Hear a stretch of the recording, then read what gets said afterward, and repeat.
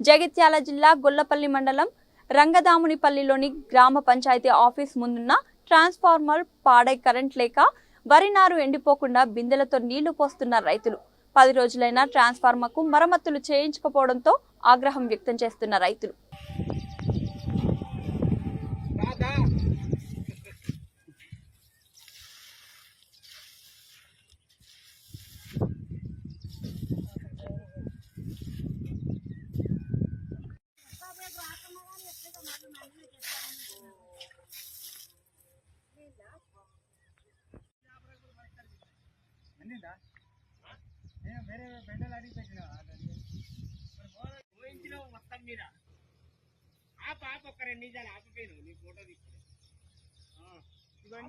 పదిహేను రోజులు అవుతున్నది. 4 రోజుకి బిల్కులే నీళ్లు లేవు.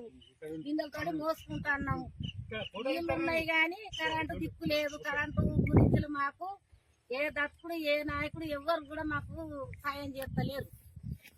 మా పరిస్థితి ఏంది? నార్లు ఎండిపోతున్నాయి. ఇప్పుడు మాకు ఈ నార్లు ఎండిపోయినాక ఇప్పుడు ఈ పొట్ట దెబ్బ కొట్టే పవిత్రం అయిపోతున్నది. మాకు ఏ లోకం ఏ నరుడు కూడా మాకు ఏ నాయకుడు కూడా మాకు సాయం చేస్తలేరు. 5 మంది కరెంట్లు ఎండిపోతున్నాయి. మేము చెప్తే కరెంట్ వాళ్ళు కూడా మీద వాళ్ళు కూడా ఎవరు కూడా పట్టించుకుంటారు, ఎవరు కూడా చెప్తలేరు.